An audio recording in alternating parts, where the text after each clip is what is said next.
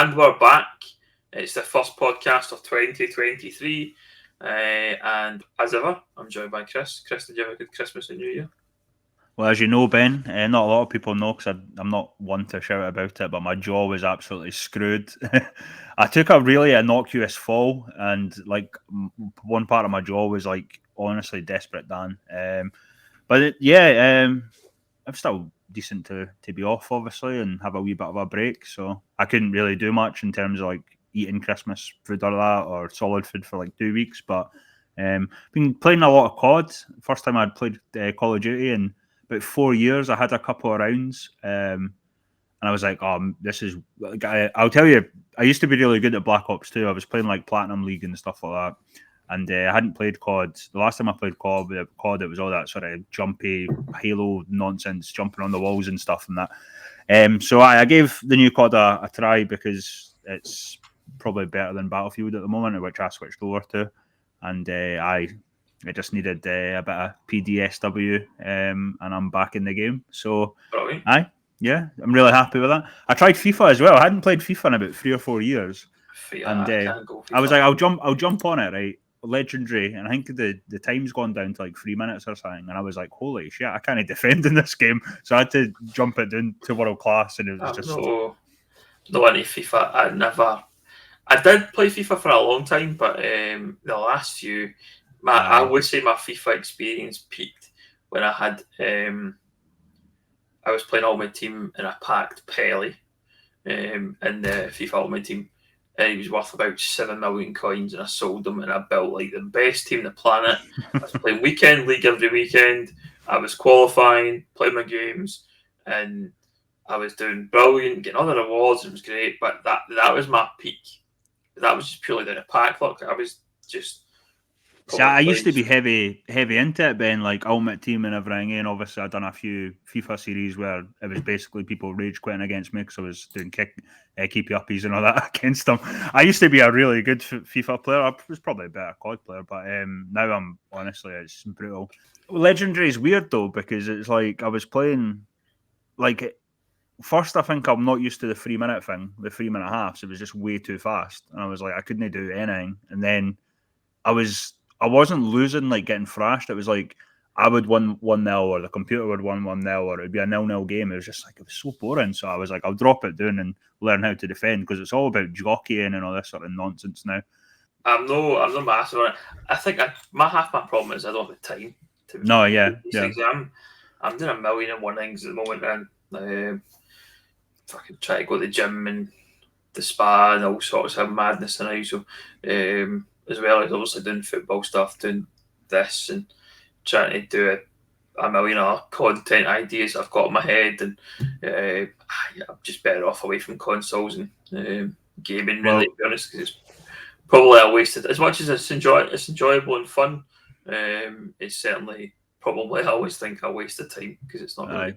Well, like I say, I mean, I hadn't played FIFA in about 3 or 4 years, and it was the same with COD, but I tried it out. I was like, I'll see how it goes, and I'm really enjoying COD. I'm pretty decent at COD, so I like winning, obviously. So, but yeah. Hope you've enjoyed the official Catchup gaming podcast. I know. It's been.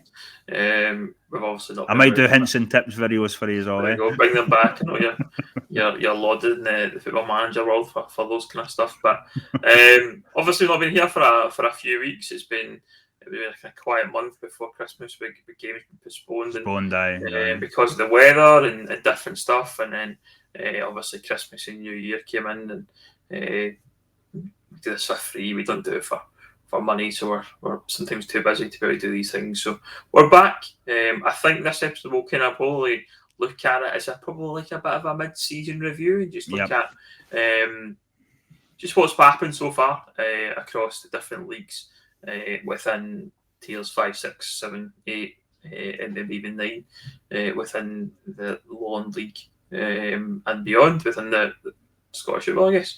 If there's anything else we can talk about, I'm sure we will too. But we'll start off in the Lowland League. Where we start, I think we'll start at the top. Change, Chris, at the top of the table.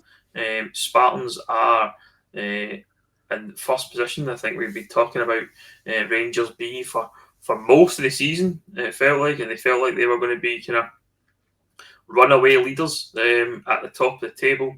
But Spartans have 4 wins and a draw in the last 5 games, sitting pretty there, pointing ahead of Celtic B. Caveat that with both the Alpha and B teams have got 2 games in hand, but certainly Spartans out there in front. Yeah, it's been a weird one because I think the last time we spoke about Spartans, we were kind of like, I always have a weird. Obviously, I've worked with Spartans. I know the club quite well. Done a bit of media and all that sort of stuff. So I do have a wee bit of a bit of heart for them, and that's probably why I'm a wee bit harsher on them. But it seems to have gelled over the last few results. And in fairness, I think the issue with Spartans over the last sort of few years is they've been missing their big players. They've been missing Blair's Carr as well, who's had injury issues. They've been missing this season Jordan Tappin, who's just came back in, and he's defensively, Kevin Ward, Jordan Tappin. They have a really, I think, the second best defensive record, just behind Trinent, who also we'll get into as well. But they've been in that situation where they've won the Lowland League before, and it's maybe just not, it's kind of like East Kilbride. It's not really happened for them, and then you kind of wonder, will they slip away? Will they ever get the chance to have that momentum again in terms of going for a? I mean, I think you've said it many times, Ben, but it's not just about winning the league. You obviously want to get into League Two. And for me, when Kelty were in the league, when Bonnyrigg were in the league, I didn't see Spartans as that. I didn't see it from Spartans in terms of like, we can do this, so that sort of belief. And now, I know I saw an article with Jordan Tappin, who's just came back, and like he's basically saying that they have that belief now. They're top there, and it's good to see. Certainly, they're a quality side. We can't take that away from them. When they have their full squad, the players, Cammy Russell, Jamie Dishington, obviously Bradley White's doing really well. Rhys Armstrong, who's the poster boy for the Catchup when he was at Cali Braves. Blair Henderson's obviously a goal scorer, and then I mentioned obviously guys like Blair Carr as well, and so they have key players. Again, my worry would be is if obviously I mentioned injury issues. If one of these guys got injured, is there enough depth there? I think other teams have a wee bit of depth. But no, fair play to them. I don't really want to go too much into it and give them too much praise, because at the end of the day, I've often said on this podcast, certainly the last sort of few podcasts, like I really want to see a team take initiative. I mean, it's good winning 4 or 5 in a row. Can you do it over 10, 15 games, and that's the difference between league winners and teams that finish second, third, fourth, whatever. I'm not quite there yet with Spartans in terms of, do I believe they'll win the league? But there's good games coming up. Obviously, I think they're playing Open Goal Broomhill at Ainsley Park, which will be an interesting tie on Saturday. I think the thing for me that stands out on their recent form would be the results against the bigger sides. Yep. As you see it, they've obviously got results against East Kilbride. They beat Rangers B 3-1 just before the fact that it was the start of the year there, and that's the games they have to win if they want to be the title challengers and want to win the league, and they're doing that. So, as you say, they obviously have the belief, they've got the system in place, and they look like they've hit the form, and if they can keep that going, then there's no reason why they can't win the league. I think, obviously, the Rangers B and Celtic B still hold the cards. Got these games in hand, and we've seen Rangers B. We'll move on to them next, and we've seen them be so good across the season so far. They've had probably the worst run of form, we'd say, out those top teams, having lost the last kind of 3 matches. Obviously losing to Celtic, and I guess what we call it the Old Firm B Derby, or the Glasgow B Derby, or what is it? I don't know why I've said anything. Like, people get a bit pissy when you start using those phrases. So, they've obviously had a bit of a trouble, certainly, but we know they've got quality on their side. The thing I noticed with Rangers being potentially might help them is Tony Weston has just came back from Partick Thistle from his loan spell. I assume he'll come back into the B side rather than, don't imagine he's going into the first team unless he's getting transferred. That's a good quality player to bring in. Players in the B team are going to be trying to impress Michael Beale. That'll be absolute no doubt about that with him coming in, and he's obviously got a of enthusiasm for younger players. You've seen it with the boy Devine and King, etc., coming into the sides. Me, I think McCann has been in the squad as well. Yep. It's certainly Michael Beale looks like he maybe has a bit more faith in the youth and trying to develop players. So they'll be trying to impress, and the only way they can really do that is either going out and loan or playing the B team. So I don't doubt Rangers B for a second. They're only 4 points behind just now.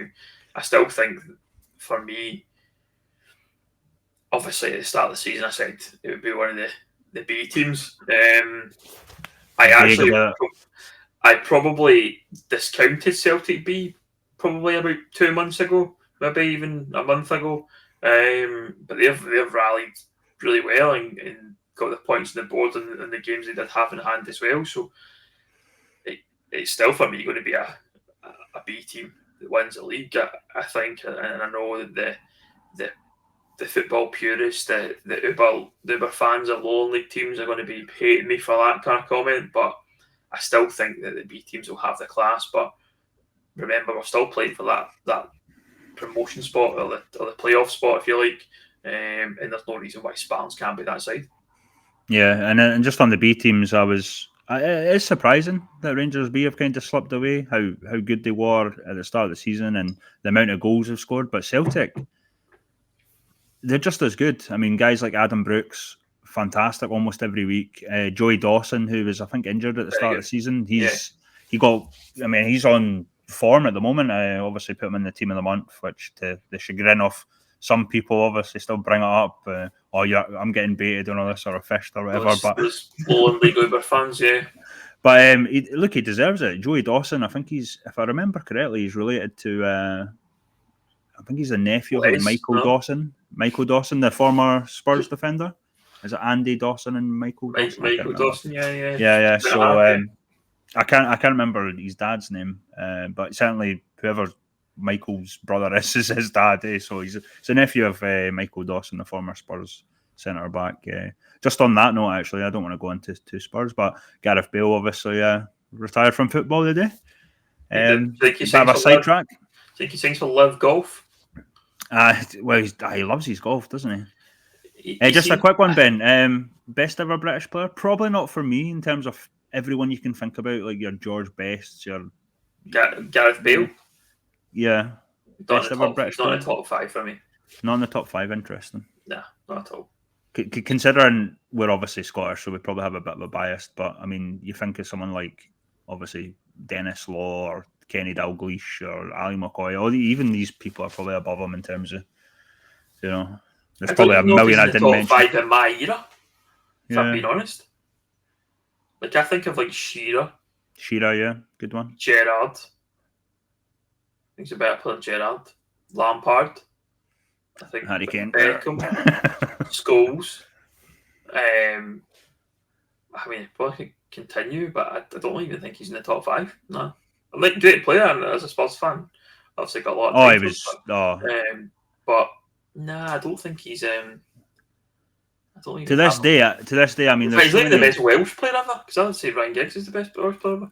Yeah, well, that's true actually. Ryan Giggs is a man, obviously brilliant at Man United. Yeah. What am I thinking actually? Yeah, to this day, I still remember where I was when he scored that absolute cracker against West Ham, and I remember where I was when he scored that goal or the hat-trick against Inter Milan in the Champions League. Bit of a sidetrack, obviously. We digress into obviously Chris's love for our love for Tottenham, come on. Yeah, but he's obviously got much more of a love for Gareth Bale than I do, certainly. But moving on to the rest of the Lowland League, then Trinent, they're up there. Still baffles me that Trinent are up there, and I probably need to give them some credit for that, because they've obviously turned their season completely around. They brought in Colin Nish. He's doing the job. He's keeping them up there at a point behind Spartans, but the same amount of games played. Probably lacking a bit of consistency. Is probably their issue. I would say with Trinent, but by no means out of that championship, the champion club spot, I think we'll call it, the playoff spot, as it would be for, by no means. Good bit of business by Trinent to sign Nicky Reid on a permanent from Edinburgh. FC Edinburgh, yeah. Him and Aidan Walsh had a really effective partnership at Pennycook. I think they're missing a big striker. I think Colin had mentioned something. He's missing a sort of target man. I mean, if you look at Trinent, you probably think someone like Blair Henderson, if he wasn't playing for Spartans, would be really ideal. But, I mean, defensively, they've been great. I mean, they've been missing... Again, injuries. Some of their better players have been injured during the season, and they're still up there, which is a testament to Trinent. Obviously, their fans are... Well, obviously, I don't know if you saw the thing with Berwick. The Berwick were, crying emojis and all this sort of stuff. Trinent were going on about the linesmen and the refs, and it's typical, obviously. It's probably a wee bit too far from Berwick, but, they've been on fairly decent form recently, Berwick, so I think that started it, or certainly was one of the games that kind of led to it. So yeah, fair play. But I don't know if official account looked that great when he was with the crying emojis and all that sort of stuff. But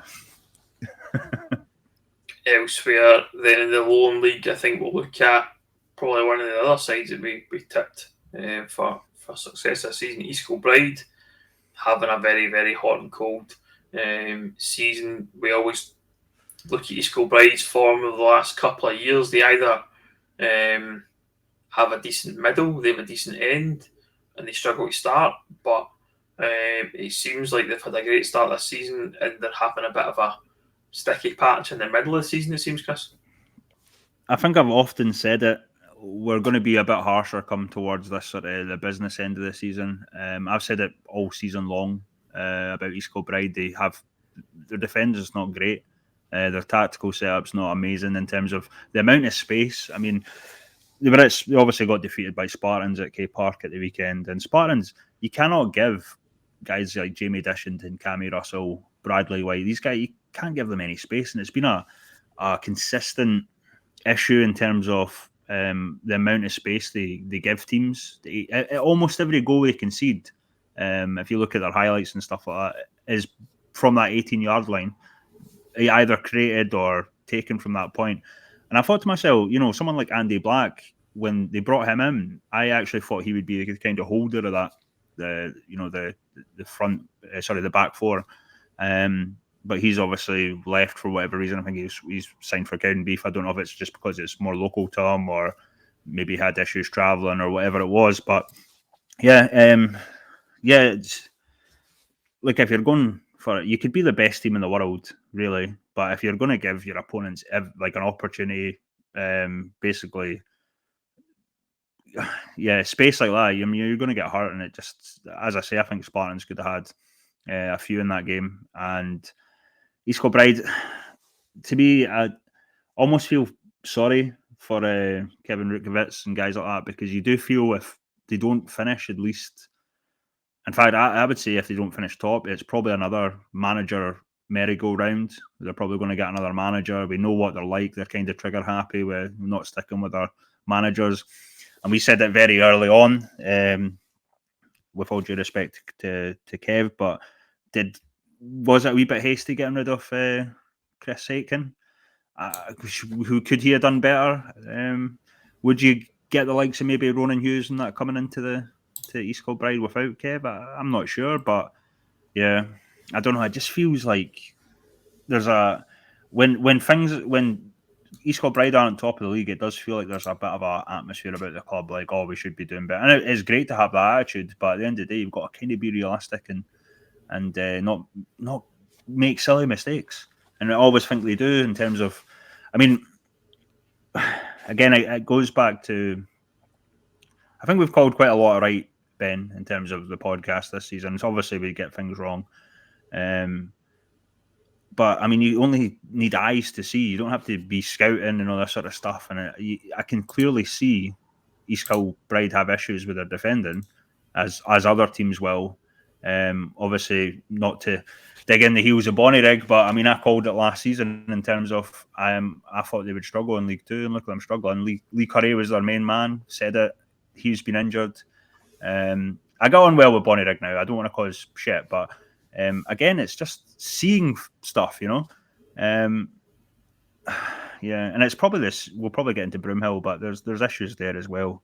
But yeah, no, obviously I want Bonnyrigg to stay in the SPFL, and hopefully they do. But yeah, I just think if you're going to be predictable and how you play. And there's tendencies for every team, obviously, but you get found out against the bigger sides that are equal or of better quality. And East Kilbride are getting not even found out by teams that I would say are on their level. Obviously, Spartans are on their level, but they're getting sort of losses against teams that they probably shouldn't be getting beat off. And it's just, for me, there's an issue.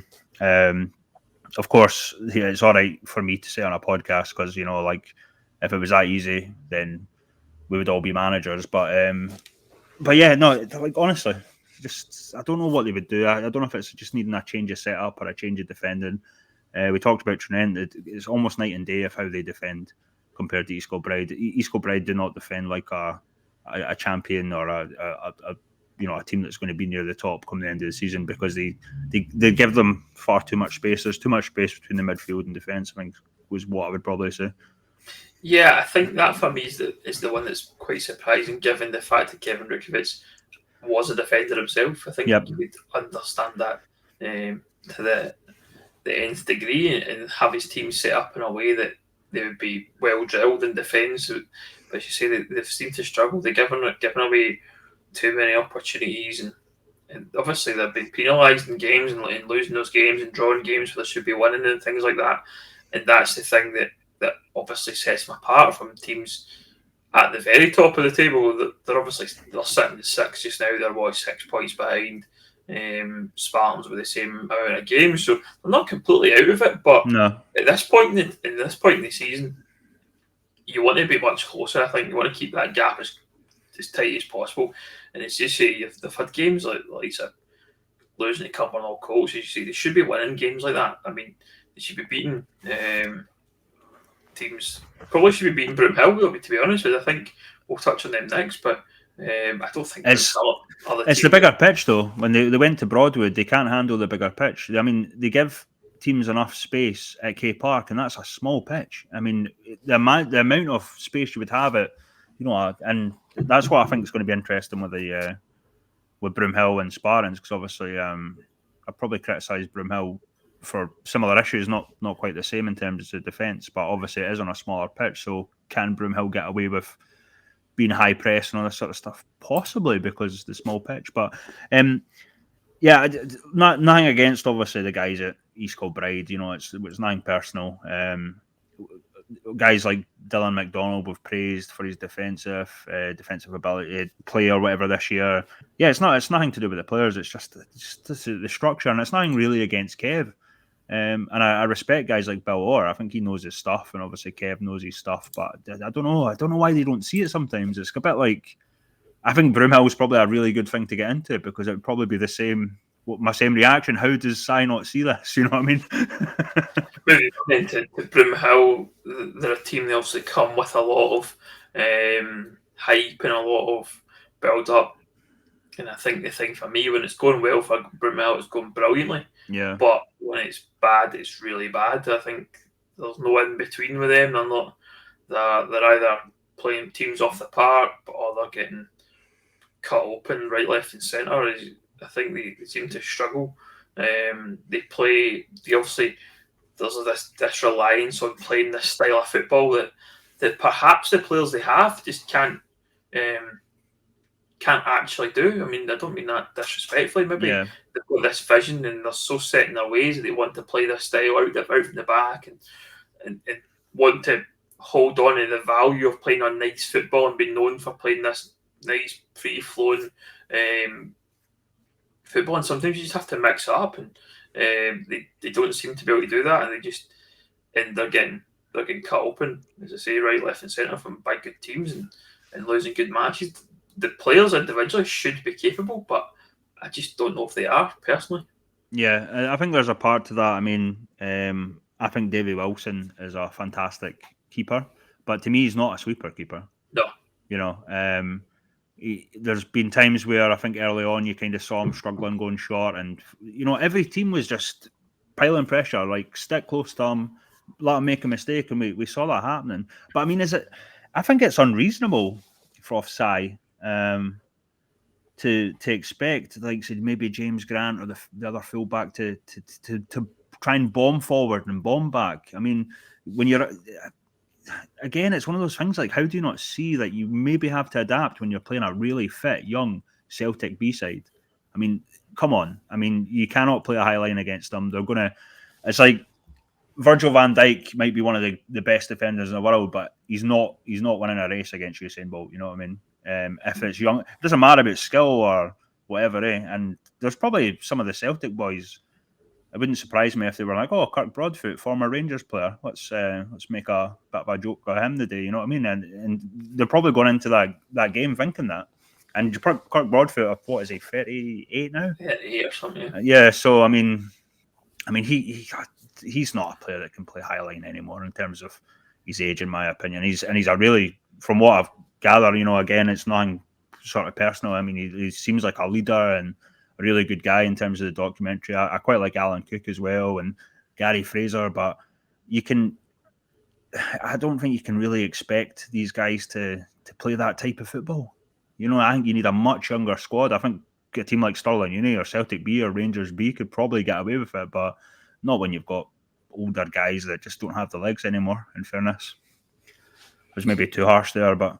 Nah, I think it's perfectly valid, and there's a lot of kind of that attachment to the podcast, and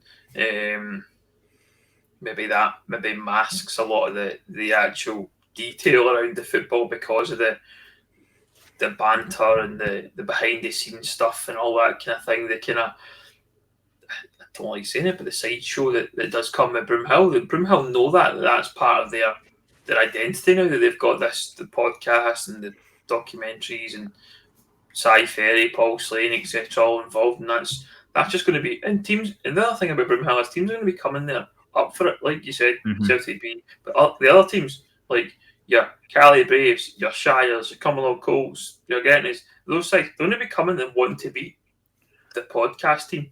I feel like so. I see it all the time. That's pretty much what people call them. But that's the thing. I think it's, for me, whenever a team are going to win the league this year anyway, right? That's a certainty.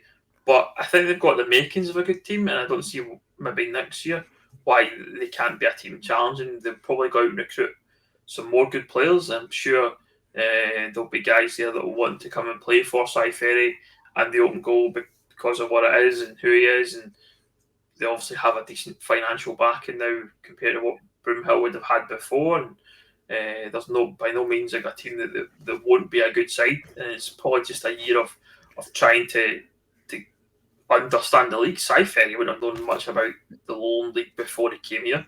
No, he's probably learning a lot about the Lowland League. He's probably learning a lot about himself as a manager. He fought Stirling Uni, who played 4-4-2, which is ridiculous to me. you still bring that up, man. That's funny. It's funny. It's funny, Ben. You mentioned Cali Braves. I think Cy. I don't want to upset Chris Ewan or Ricky Waddle, but I reckon Cy could have. Cali Braves, for me, the players that they have is more of a Cy Ferry team than the current open goal, because you've got guys like Jamie Walker, you've got guys like Mark Kelly, Zach Butterworth's doing really well, Ross McNeil. I swear to God, I think if Cy was managing, I hope open goal didn't go and sign all the Cali Braves players, or they're gonna hate me. But honestly, if you look at that team and think Cy would actually do a really good job with the boys at Cali Braves. Not that Ricky Waddle isn't, obviously, because the Braves are probably a wee bit hot and cold, in fairness, but when they're good, they're good. But the way they play, I think, is a lot like what I would imagine Cy Ferry wants in terms of open goal. But then again, it's a difficult one because I think Cali Braves are still below open goal. But interesting. Open goal sitting 7th in the table just now. I think for me that the team's probably from about 8th down to probably about 17th, sitting that just kind of meh category of like they're not going to challenge, not going to get relegated. I talked about it before. Like, there's just not a lot to say about them, and I think that's a part and parcel of the big league as well. That for those teams, their season's about about done. I don't really see anything spectacular coming out of any of those sides over the next 3 or 4 months. It's all going to be down at the bottom for me where the stories come from. It's still very much the same at the bottom. Dalbeattie Star on 5 points, Edinburgh Uni on 7 points. Edinburgh Uni not won a game in God knows how long. Dalbeattie have drawn 1 in the last 5. And it's going to be between those two, I think. I don't see Kevin Beath and Pod done enough now to stay out of that. East Stirlingshire the same. Gretna, obviously, I talked about them at the start of the season, thinking they would probably be candidates, but I think they're obviously going to be safe as well. And it just takes that beat to win one game, and it's Edinburgh Uni are the team that are going down. I think it's interesting. Obviously, they play Stirling Uni at Peffermill, or East Peffermill, I should say, on Wednesday.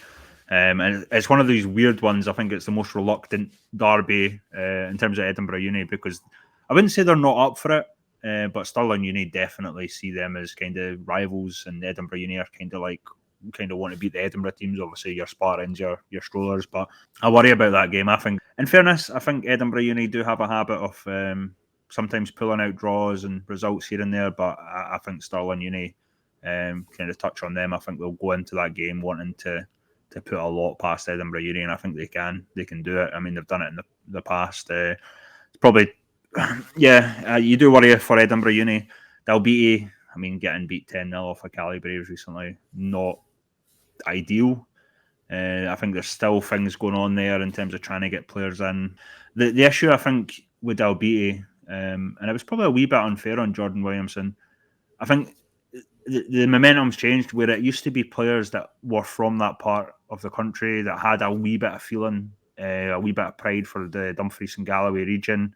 Now it's kind of players from the west, the east. It's maybe not the same feeling for Dalbeattie that they had for the boys that used to play there for years and years. That had that wee bit of affection, a wee bit of togetherness.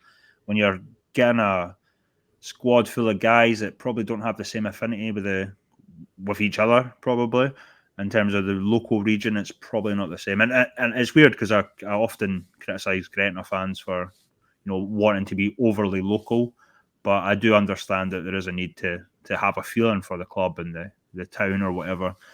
So it's probably hampered Dalbeattie in that sense. I think the only other East Stirlingshire, got kind of comment on them.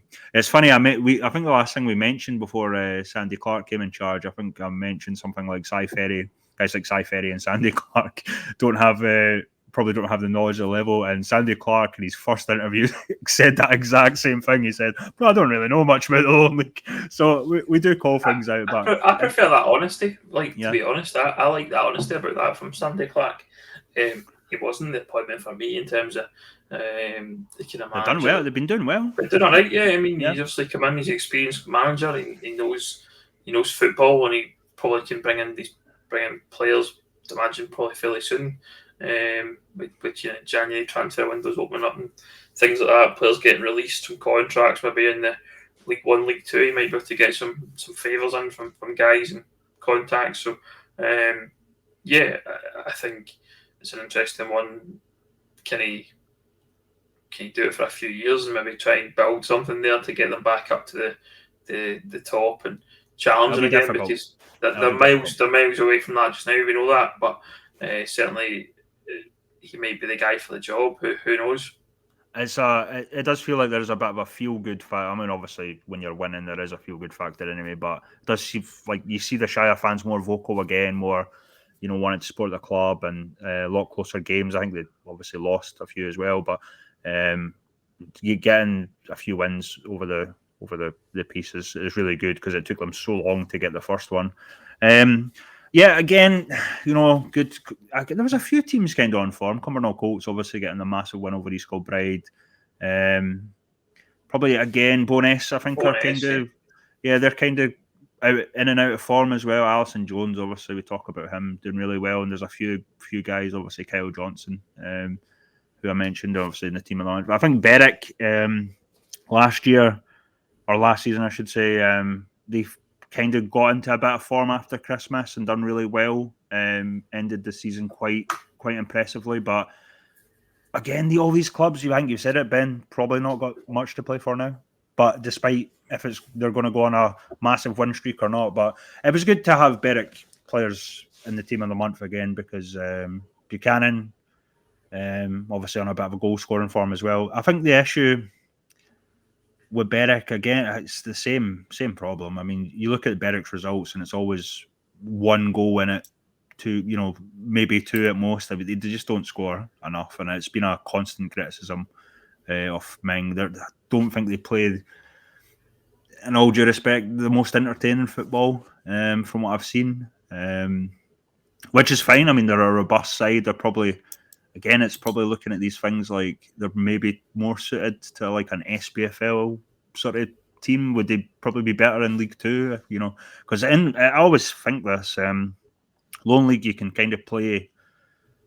Well, in fact, all of non-league, you can kind of play a certain way. When you get up to the SPFL, I think you've seen the likes of Ken Beef trying to play that SPFL football, and it doesn't really work in the Lowland League. You've kind of seen Berwick trying to play that way, and it doesn't really work. But I think in League Two, they would be fine, which is a bit weird saying that because obviously Ken Beef got relegated. But it's the same with Bonnet. Bonnyrigg, who I mentioned earlier, struggling a wee bit. Again, I'm not taking any sort of glee or whatever in that. I hope they do stay up, but it's one of those ones where it's like you have to adapt, and that's would be my message to Sai. I mean, to me, you play to your opponent's weaknesses or certainly your strengths, and I can see Adam Brooks or Joey Dawson come in, fit young guys. Am I going to give them all the space in the world to play? Absolutely not. Absolutely not. So I don't know. I respect Sai. I'm going in a sort of roundabout way. I respect Sai for having a philosophy, but I think there's plenty of managers that have philosophies, and it pisses people off. Like Conte, obviously, always wants to play a 5 at the back. Mourinho. The best managers, Pep Guardiola, adapt. They don't stick to the same system. They have their beliefs and whatever else, but I'm playing Chelsea today. I think I'm gonna play differently than I did against Aston Villa or whatever. You know what I mean? It's smart. If you have Haaland, it doesn't matter, I suppose. If that doesn't capture the attention of Sai Ferry when he's been mentioned in the same breath as Antonio Conte, Jose Mourinho, Pep Guardiola, then I don't know what will, because certainly that's something I'd never expected. But I know what you're saying. I totally get it. The context is. I'm just saying though, the best to me, the best managers adapt. Mourinho couldn't adapt. That's why he failed at Spurs. Conte, not.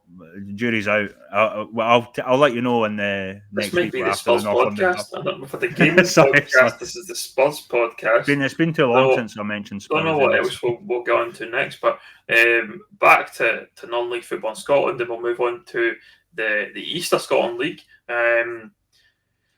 No change at the top in terms of the East of Scotland League. It's Premier Division. Linlithgow Rose still way out in front. They are 12 points clear of Jeanfield Swifts. Lost once in 17 games. I think they're running away with that league. In terms of people were kind of critical of ourselves a few months back about how we were predicting who was going to win leagues and things like that a couple of months ago, and I think we're probably going to be right. I don't see. It has to be some sort of calamitous failure from Linlithgow Rose to not win that division. I don't see how it can be any other way.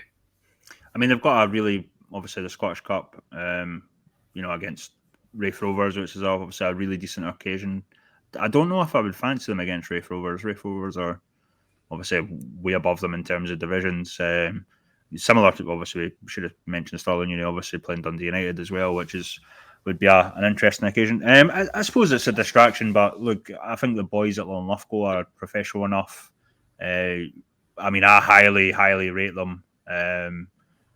Obviously, because I've been saying since the start of the season, I think they'll walk the league, and I don't get any joy in saying that. I mean, being a Fifer, obviously, a few 5 teams, obviously rival Linlithgow. Don't particularly like the place, to be honest. So, but as a club, I mean, massive respect in terms of what they've done in their history. Obviously, they've always been kind of East Junior, highly successful with the Junior Cups, and probably one of the main rivals to the sort of West teams. I don't know, is there any rivalries between Linlithgow Rose and... I know there was a kind of thing between Kelty and Kilwinning, where it's kind of... In the past, there's been Scottish Cup final, in 1999.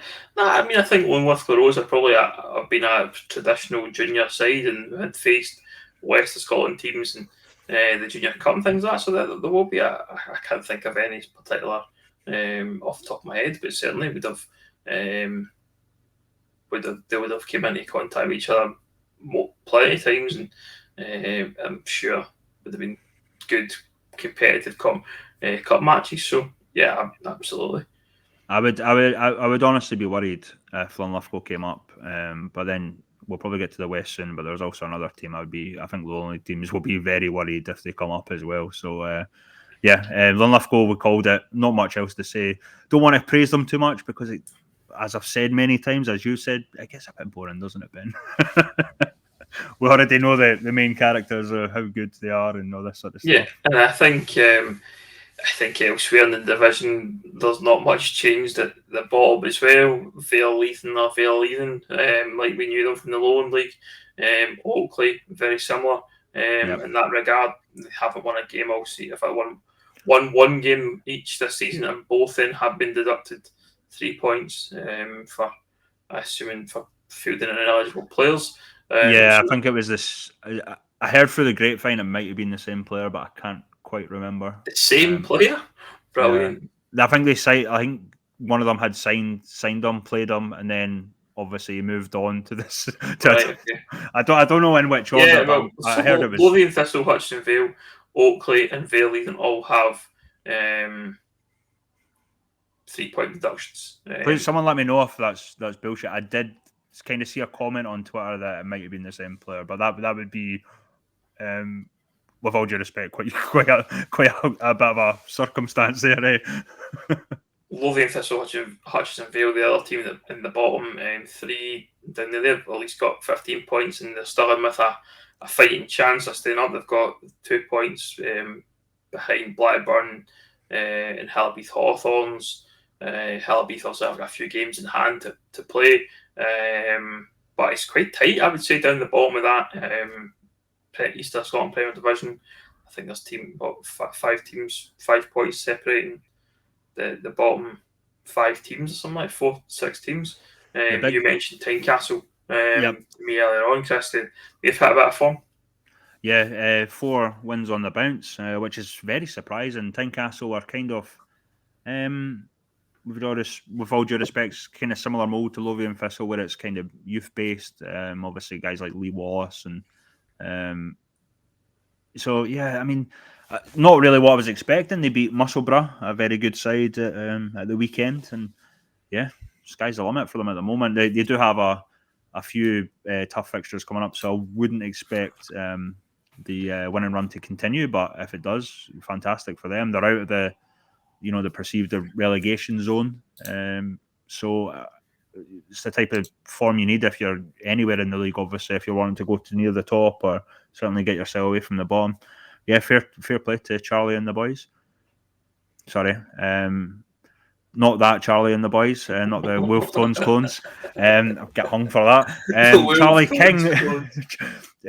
Charlie King, the Tynecastle manager and the squad, I should say. There you go. I can't believe I said Charlie and the boys there. I was going to let it pass, but then I couldn't stop the laugh. But we'll move on. They'll be getting people will be raising questions about us. Certainly, if we were typing up Celtic B earlier, you know what I mean. Elsewhere, briefly around the East of Scotland, it's Dunbar United is still top of the table within the First Division. They're 7 points clear of Newton Grange Star. Whitburn and Syngenta are sharing Whitburn are first and Syngenta are second in the second division, both with 43 points. Would assume both will get promoted. And the third division, Bowness Athletic are 52 points, and Armadale are on 43. So yeah, it's the teams I think we probably expected at the top of the table. All great clubs. All great absolutely. Clubs. And teams, I think we talked about St Jenna, for example. We've talked about St Andrews United before as well. Our team who are sitting third in the second division. Bonus Athletic are a good side and more than capable, and they're going to probably climb through the divisions. But it's interesting in the East of Scotland League. We obviously don't cover that in much detail. We don't know as much. You're probably closer to that than I am, Chris, but certainly it'll be interesting to see how those develop. All those clubs are way below the level they should be in. I think it's fair to say. Dunbar could be playing in the Premier. I know they had their chance, obviously, last season in relegations and whatnot, but Bonus Athletic, obviously, TV Daramola, like he's almost close to 50 goals already this season. I mean, that's outstanding from the young man, and there was clubs interested. I think he's signed up to Bonus Athletic. Great bit of business from then until the end of the 2024 season. So, yeah, I'm sure if he eventually does move, it'll be for a fair bit of money. From what I've heard through the grapevine, that the teams that were interested in him kind of put off by the price tag. But no, he's a goal scorer. He's absolutely fantastic, and great. Obviously, Grant Rose as well. Used to be at Berwick and Broomhill. I think he's on something insane as well up there in terms of, I think, 20 plus goals as well. So it's the old 1-2 of kind of small striker, big striker, and it's really working out well for Bonus Athletic. But these boys are playing way below their level, and we can say the same about guys at St Jenna. Obviously, Jamie Finlay, who you often bring up, and it's crazy. Moving on then to South of Scotland League, we'll touch on that quickly. Again, another division we don't know an awful lot about. There's still not been a lot of games played. It's probably quite similar to the West of Scotland with a lot of the cup action that's took place. But Lochar Thistle sit top. They're playing ahead of Abbeyvale. Abbeyvale had a decent run in the Scottish Cup this season as well. Creetown a point behind. So plenty to play for within the South of Scotland League. Pretty much the three we called. I mean, I called Lochar Thistle. I think Shove obviously used to be the media guy for the South of Scotland. I think he called Creetown, and then Abbeyvale's been mentioned. Obviously, we've got a few guys that I know from there. Obviously, Aidan Kerr and whatnot. So the South. There's not really much to talk about the South. I haven't skipped it the last few episodes. It's just mainly because obviously the region. I think there's been loads of postponements. It's probably similar in terms of the Highland League or one of these leagues up higher north. It's not been great in terms of the weather. And plus the kind of format's probably a wee bit, I wouldn't say less interesting, but certainly there's not as much games as you would see in the West or East or Lowland anyway, because there's just less teams. And they still don't really have their internet down there, so they struggle to keep us updated on what's going on. I'm joking. That's just a wee bit of banter for the. Was it just because you can't pronounce Lochmaben?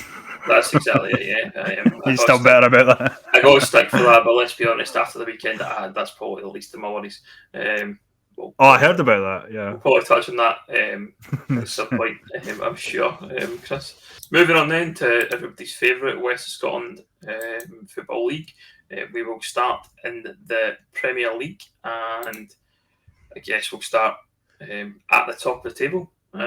No shock that Darvel sit in first position, 5 points clear of Beath.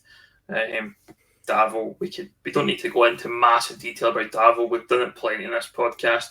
They're a quality side. They've got plenty good players. They've also got plenty of money. Let's not kid ourselves about that. And Mick Kennedy's got them going great guns just now. We play them on Friday night under the lights at Buffs Park, which is a tough one. Yeah, games don't come much easier than that. I mean, we've got Darvel, then Cumnock in the next two games, home and away. So yeah, Darvel sitting top. I think they can do it personally. Beath sitting second. I think if any manager was going to probably catch them, it would be someone like Christian, because he has that ability. He is a good football manager. He knows what he's doing. He's recruited well. He's got some decent players in there. I think probably the worry for B will be, can they keep a hold of some of these good players, like your man Josh Fowler, for example.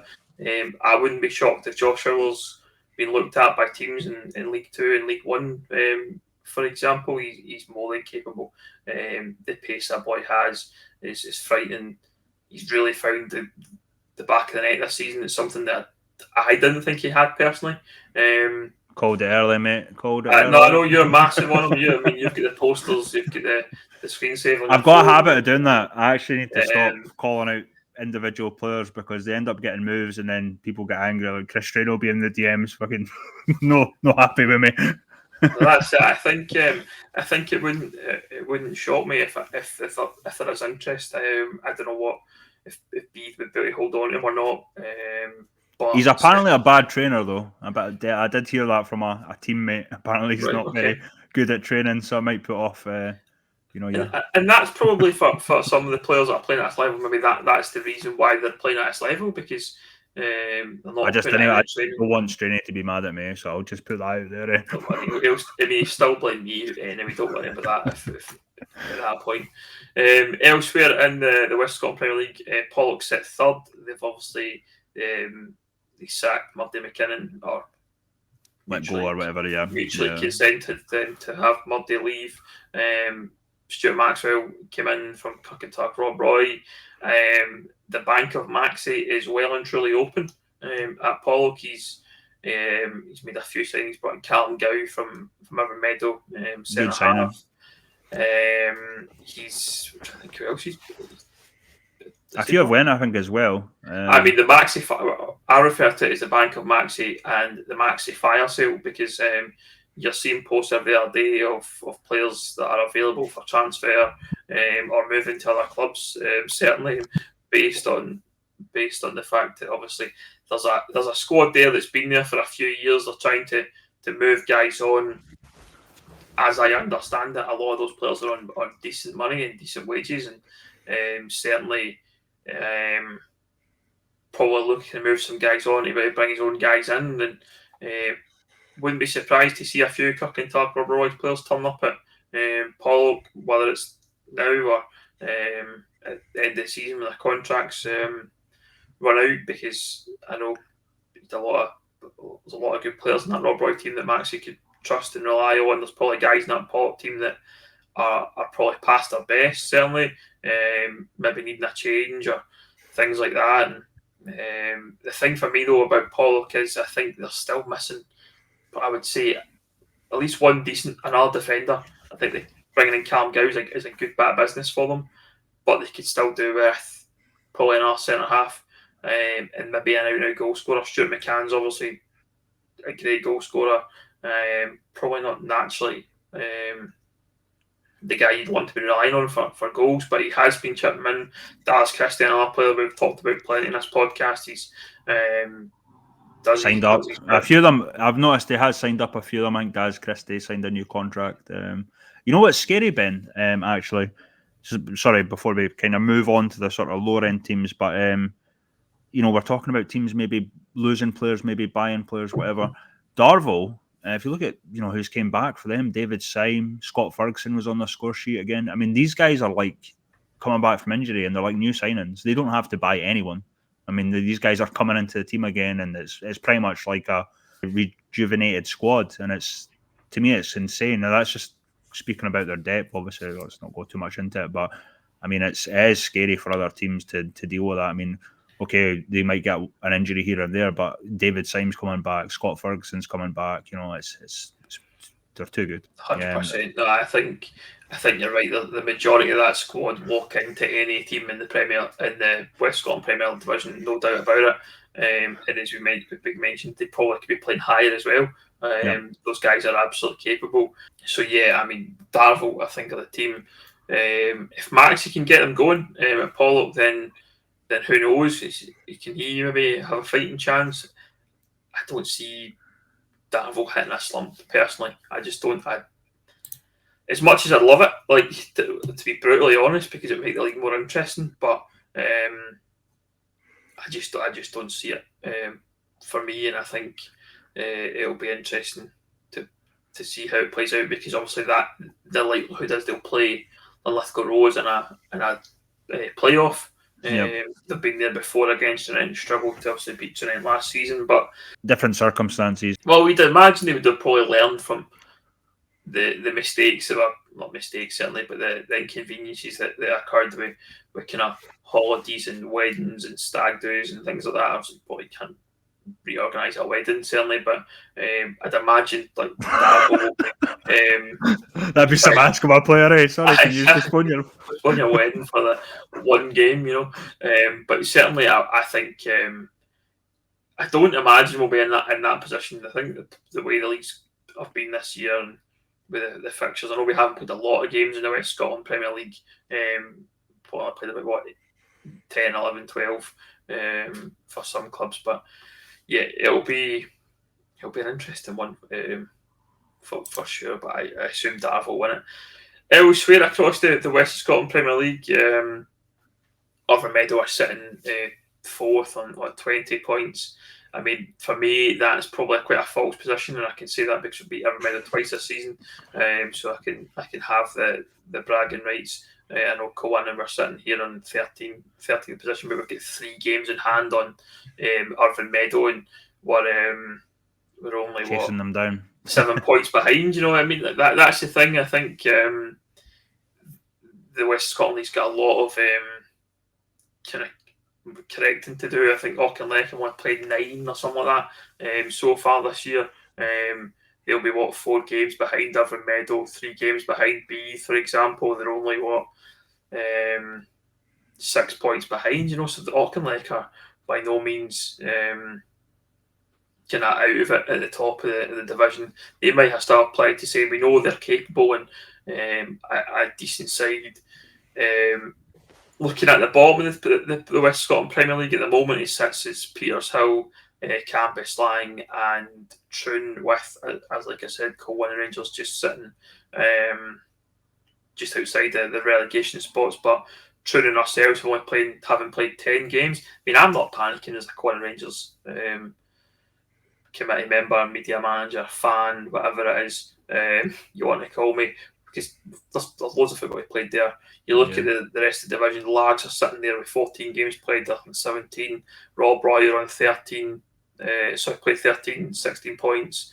I say go higher up to Hurlford, Meadow, etc. There's loads of football played in the West Scotland. Arfley are one that we kind of called out, saying they probably would be the most likely to survive in the Prem, and I think they had a really good result at the weekend as well. So, I mean, they seem to be pulling off the results, whereas, like I said, Petershill, it's hit or miss. I think one kind of comment on Largs, obviously George Sewell, Will's brother, left the club recently, so that's a bit of a, I guess, end of an era for both of them.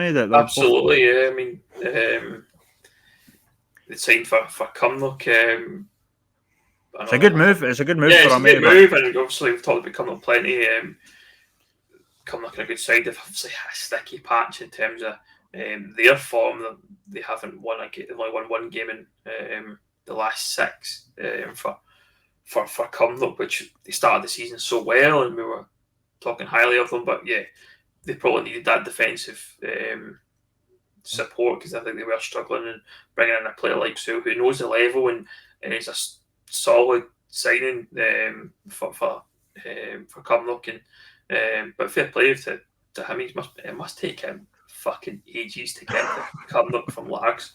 Like, it takes me probably 40 minutes to get to Largs from Colwynnon, and then it probably takes me the same again to get to Cumnock from Colwynnon, and you've got to pass through bloody Colwynnon to get to Cumnock. So I was surprised. I'm honestly, because with all respect to the Sewell brother, I think they were both brought up in Largs. They support the club. They played for the team. So boys, it must have been a tough choice for them to leave. Obviously, well, I mean, it's understandable. He went to Steny doing quite well, and he wanted to play higher up. But George on the same level, I guess. Obviously, Cumnock are better placed than the Largs at the moment. But I would imagine that would have been a difficult decision to leave. I think from what I've seen at Lags, they are struggling. Yep. I know your beloved Lags are. They don't seem to be getting many players in. They always seem kind of short benched every week and don't really have a settled side, whether it's injuries, suspensions, whatever it is. I've not seen a lot from Lags. They can be a team though. I think they can pull off a win from nowhere. I mean, that's the thing about Lags. They beat Troon. They did beat Darvel back in November as well. You know, so they have got like a result in them. Like it's not complete shock if they pull off a win, but it depends on what team turns up in the day. I mean, they lost to Cambuslang, they get pumped off B, they drew against Cambuslang again. It's one of those. I think Lags for me are one of the teams that are probably looking over their shoulder more so because they have played the games in the West, and I think the other team that are probably in a similar kind of boat is Glenafton. I think they've played a lot of games, and for me, I've not seen anything of Glenafton. I know they beat us 1-0 with a last minute winner, but they didn't look a great side at all. And I'd be more concerned with Lags if they ever lost Stuart Davidson. That would be one for me. A massive positive for Lags, having him in charge. He just doesn't seem to be able to recruit it, and it won't be his fault. It'll be probably a mixture of it is Lags. It's, as you say, it's quite far from the likes of Glasgow and things like that. It's the artificial surface. It's down by the coast. It's really windy. It's probably not the most appealing to a West of Scotland, somebody who wants to play the West of Scotland Premier League, when you probably could go and play for a Rob Roy, a Cambuslang, a Peter's Hill, do you know what I mean? Or Clydebank, Arthurlie, Cowan and Rangers. Those kind of times, Hurlford, even if you're coming down 77, Irvine Meadow, big sides, you know, that's the thing that probably Lags are struggling with is that if they lose Stuart Davison, they're in trouble. I wondered if Stuart Davison would have been an option for Pollock. I thought maybe he'd have got that job. Didn't seem to be in the running, certainly. But if a job comes up, certainly in a kind of one of the top Premier sides, you'd be wondering if Stuart Davison would be looking at that and maybe thinking about a move and maybe give Lags the fresh start and let him go on and kick his career on, because he's probably toiling a wee bit himself as a manager. He's still fairly young in the managerial sense. And he was, as a player, obviously done it all in terms of winning, you know, Scottish Junior Cups and all that sort of stuff. So as a manager, I mean, to be fair, there's anyone that was sort of under Tommy Sloan or whoever probably won a few, but anyone associated as well, Auckland like Talbot, obviously. But I think you do want to see that success. If you've been a successful player, you obviously want to strive to be a successful manager. And I don't think time's running out for Stuart, but I do feel like if Lags lost him to a higher club, and it might happen, like you say, Ben, I wouldn't say it was curtains, but I would be certainly more concerned in terms of you can lose players, but if you lose that manager, that's I think it would be even hard for them to recruit someone to go to Lags and become manager, unless it's maybe someone up and coming. Probably not as much. Give someone a chance, absolutely. But I mean, it's an interesting one. Plenty to play for within the league. But became the Lags podcast there. That's it. Absolutely, we're covering all bases. We'll move on quickly to the first division. It's probably as we expected in the first division. St Cadoc's sitting top. Gartcairn, Benburb, Drumchapel, all kind of in amongst the top spots. No surprise. No shock really there. St Cadoc's, obviously, we know they've one of those teams with a massive budget, really looking to progress to the Premier League and probably beyond if they can. Worried about having them in the cup? Yeah. I mean, I think so. I think we could have got an easier tie, 100%. I think they're flying just now, and again, they've got Premier League quality players on that team. There's no doubt about that. But less said about that cup draw, the better, shall we? I think. But Gartcairn on our side that seem to have a bit of backing, made some good signings. Benburb, they're probably quite unlucky to be relegated last year in the Prem because of the 7-team situation, and they're still more than capable. Got a great setup in New Tinto Park, run by the Lovering family. One thing I don't want to say though is I've got to admire Lewis Lovering's loyalty to the family and the club, because he's a player I think could be playing a much higher level than the First Division in the West Scotland League. So fair play to him, because he's sticking out there at Benburb. And Drumchapel obviously have had a great run in the Scottish Cup so far. They're a point behind Johnston Borough. Obviously, Drumchapel have played only 10 games this season, so they're well in it. And again, it's those three teams that have got the money and probably benefited from the conferences last year. How the leagues have also been righted and via the conferences. Johnston Borough, like I said, are a good solid junior side, and Kilburney Lade side, and our team that I think we talked about, got relegated last year. I did notice they signed Owen McGinty recently, who was at Largs last season. Kind of done fairly well, so I think that could be an interesting signing. Still a young boy, obviously, still a young lad, so hope that pans out for him. I think the interesting one, there's actually two. I think we've mentioned it before. I get confused with Glenafton and Hurlford, I think, just because they both wear red. But just for the names, Gartcairn and Rutherglen. Glencairn. Yeah. Always confuses me. I'm like, always confused. I think, just going back to your point on Kilburney, I think Kilburney obviously started the season with manager Tommy Malloy in charge. Tommy Malloy and Sean Dillon were co-managers last season. If you're watching this, I just did the air quotes. Tommy Malloy left the club, and Sean Dillon has come back in as manager on his own. And he'll be looking to get a tune out of them and get them going. He said he's made a couple of signings. You mentioned on McGinty there. He signed Joe Taylor, I think, today as well. He's changing the squad around and getting some guys in and getting the bodies in, because he obviously doesn't like what's there at the moment. So certainly from Kilburney's perspective, I don't think they're out of it by any stretch of the imagination. They're 2 points behind Benburb at the moment, 4 points behind Gartcairn. So Sean's a capable manager. He's played a decent level of football with Kilmarnock, and he knows the ranks of junior football as well. So more than capable. It'll be interesting to see how that pans out.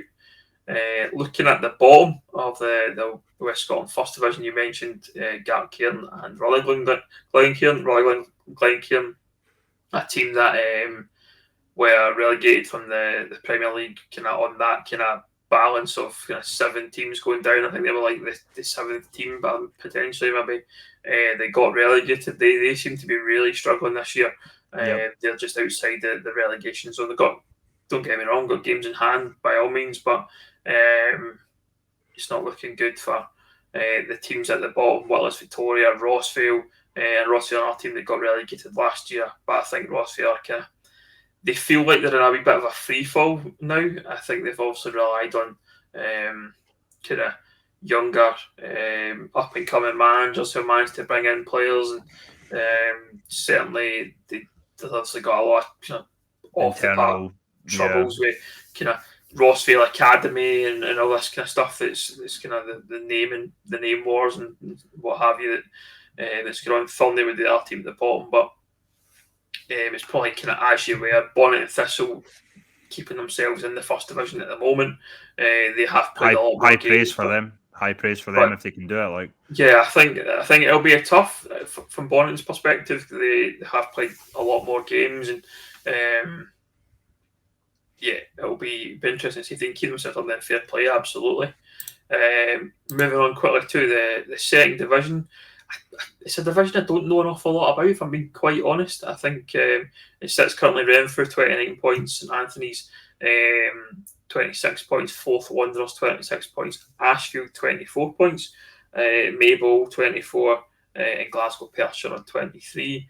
As I say, I don't know an awful lot about the teams or kind of what happens. Yeah, the level, yeah. Yeah, there's not a lot. Ashfield, I think, quick mention for them, they got a good result on Saturday against Troon in the West Scotland League Cup. They beat them in penalties to get through to the next round, and St Anthony's are a good side.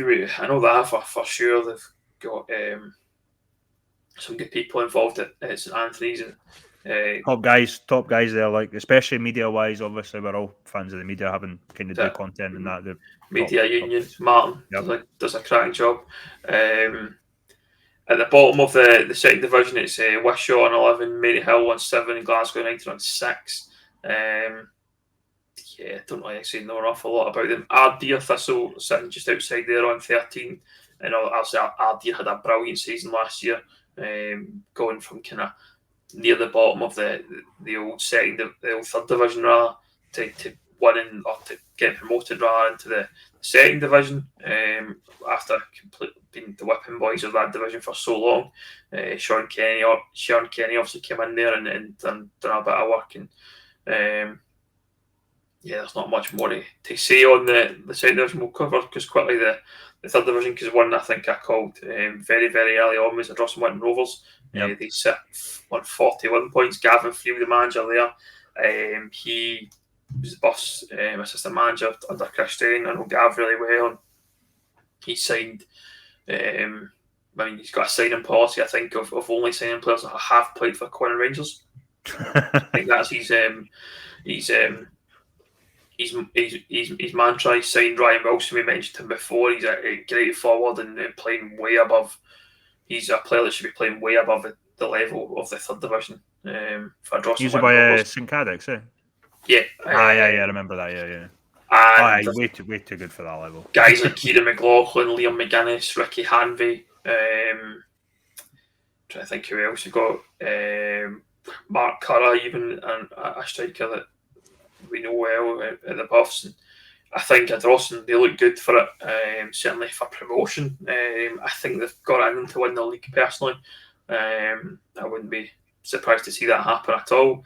Elsewhere, Lanark United are sitting second, Vela Clyde third, Irvine Victoria, I think I've never said that in my life, Irvine Vicks are fourth on 33. Elsewhere, what we probably want to touch on is EK Thistle. It seems to be an absolute mess over there at EK Thistle. There's stories coming out every other week about players not being released and backroom mutiny and all this kind of stuff that happens. There's obviously new management team come in there, and Aaron Connolly took the job, I think, suggesting allegedly under kind of nefarious means, shall we say. And a lot of these senior players that they brought in probably to go and win that league by a canter have left, and some have also stuck around, but it seems all a bit, I think the best way to describe it is a mess and a complete shambles. Yeah, I mean, I kind of commented on it. Obviously, there was an article released where there was over 20 odd players or something, but there is, from what I've heard, obviously, just from, I don't want to get too controversial with it, obviously don't want to offend anyone, but there is, from what I've seen on tweets wise, certainly some players have not been released and are not very happy that they've not been released. Guys like I think David Sinclair was pretty open. Yep. Sinkey's a great guy, and it's disappointing, but I don't know what Aaron Connolly is going to do there. In fairness to Gary, obviously the previous manager, he's been quite really open about it and his thoughts, and there was a lot of, I guess, again, I think someone messaged me when I said something about it. I think they wanted to know what we said on the last podcast or whatever when we last spoke about it. We didn't really reveal too much, just hearsay, and this is all it is. Obviously, I think the most disappointing thing for me is the fact that they had a good team there, they had a really good manager in Gary, and it's went from a really optimistic season where guys like Barry Russell, Sean Winters, David Sinclair, a few others. I think Jamie Longworth was there as well, I think, if I remember correctly. But so it's to absolute nonsense. I think over 25 players or something released. It's crazy. I don't know I don't even know what the club are going to do. I don't know if Aaron can turn that around, but certainly the club are just a mess at the moment. I think that's fair to say. You know what I mean? touching quickly on the fourth division, just kind of development division within the West of Scotland Football League. Kilsyth Athletics at top. Manager Bailey Hanlon, youngest manager I think in Scottish football, I believe. Doing a great job there. As I said, I don't know an awful lot about them, but I can keep a little bit of an eye on them because Eglinton are kind of a winning team that playing the division as well. But good guys as well. A bit of banter between them previously. So yeah, absolutely. I know the guys who are involved in running the club. So from sharing facilities down at Corin Sports Club, and yeah, they're all good eggs. And, good eggs. Got a lot of good things to say about them. But yeah, Kilsyth obviously a good side, and they look like they're probably going to be more than capable of it. We played Thorn on Saturday in the cup, and our team they're kind of started well, but I think from what I understand, they kind of struggle a little bit now with kind of injuries and suspensions and what have you. Campbelltown pupils at the bottom of the table. I mean, they're just out for a day out. Those boys, I think they must obviously just like want to come to Glasgow and thereabouts every other Saturday to have a wee weekender of it, him or something. Because fair play to them travelling from Campbelltown. I think it takes 4 hours to get to. That's mental, crazy. To Glasgow, but fair play. But that's pretty much it on the West of Scotland front. Well, we quickly touch on a tweet that we seen Saturday night. I think it came out from none other than Darvel's own Michael Kennedy. I'll read out the tweet. We can touch on it. Entirety. He said, "Watch this space. SFA now pushing for the SPFL 3. Provide a league for the Premier League B teams, as it looks unlikely they'll have a permanent home in the Lowland League. The licensing criteria will change for SPFL access to make it more difficult for clubs to get into the SPFL. Astonishing. Is League 3 coming? Is it coming back? Is that what Stevie Aitken's been doing all this time? Behind the scenes, He's been working on League 3. Well, we're not talking. I don't know if we mentioned in the podcast. I was really thinking about getting a T-shirt about Stevie Aitken's picture, like creative visionary or something like that. But the Daily Record, I'd probably use one of their pictures, and they'd probably fucking try and sue me or something. Look, it's nothing new. I remember being at Kelty, and there was a mention of a League 3. It's regurgitated stuff. It comes round and round. Yeah. I have heard, obviously, there is a reluctance for that. But the problem is, we've heard this before, like it's going to be the last year of the B teams, and then they're in again this year, and then in again next year. So I'll believe it when I see it, basically, because I've heard so many different scenarios over the course of doing this, over the course of 4 or 5 years almost. It's nothing new. I've certainly heard that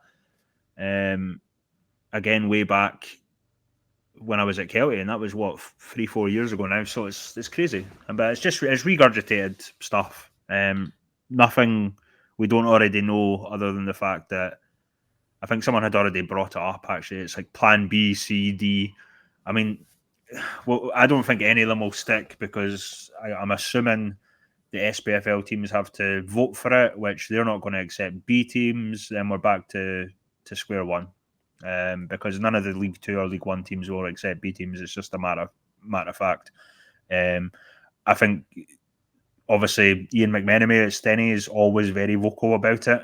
I mean, I don't see it. I honestly don't see it getting. However, it's the SFA trying to, again, promise things that they can't deliver, because it's not them in charge. It's the SPFL that's in charge. Yeah, and it goes back to this sort of naivety of like, oh yeah, we'll promise you this, but you can't deliver it. Why are we trusting you? Why are we listening to you when you can't deliver it? It's crazy. Yeah, I think on that point, we've seen it before. There's meant to be a permanent review. From as I understand, it still hasn't taken place, and we're no further forward than now into January, and we're probably not going to see that implemented for next season. However, I would say that, from as I understand it, as I understand Mick, his comments, I don't imagine he's posting out of kind of randomness. No, not at all. There must be some sort of foundation there that's been talked about. Like you said, there's people that are vocal about it and have made comments publicly on Twitter and things like that in the past. I think we probably have to accept there needs to be a home for the B team somewhere within Scottish football and within the pyramid. That's not going to go away. That Rangers and B and Celtic B are not just going to go, you know what, let's stop playing our B teams, and we want that to happen because they see it as development for their football and their players, which is fine that they know how to do that. But it's not going to go away, and we know the pyramid isn't right and needs corrected, and but will we see that? I don't see it. As you say, Turkey's to for Christmas, and unless there's more money and more money injected into the league to make it happen, then I guess the only caveat you can maybe say is that you can maybe have that more promotion relegation out of League 3, and then that maybe protects the clubs at League 2 level, because they maybe only, there's one more step before they actually disappear off and become a Shire or a Cowdenbeath or a Berwick or a Brecon. Brecon might come up this year, I should probably not say that, but maybe that's the carrot, the dangle there, that there'll be a kind of one more step before they get into that abyss. Something I've not said in probably a few years. For me, the carrot, despite B teams and everything on all that sort of nonsense of pyramids and whatever, the carrot for me was always automatic relegation for League 2. That would be worth having B teams in your league. I honestly believe that, and a lot of people not like it because they don't like B teams or Rangers and Celtic or Hearts if you're a Hibs fan, I guess.